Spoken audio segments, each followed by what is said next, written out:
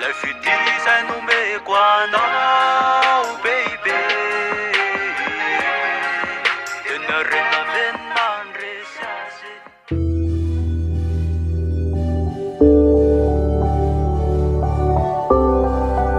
This is Pangarivo Mitanan Rico. Azafady alorikala enne arazeniko zaveno tsinjaiko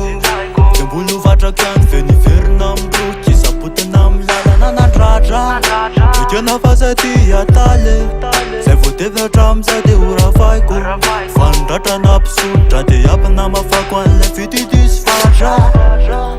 fa iny ambany ty nefa nahilike za manao afansaiko efa navily koa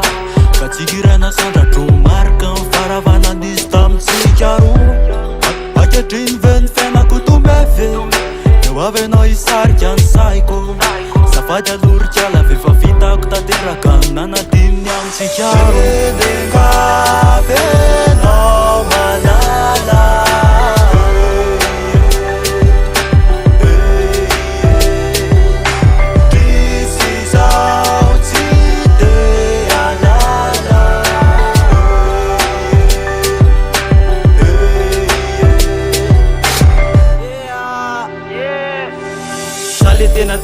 Enao le paptomany tsapakeo maia enao mitombo ihany le fikano fandrano tena matsiravina ka tsy foadala topoka aminao ny havana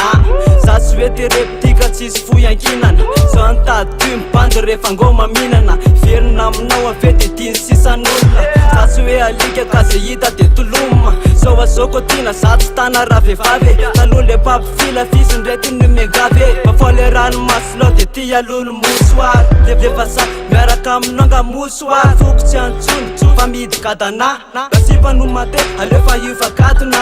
miafa no mifoko fa nena mikatona vendengavenao malala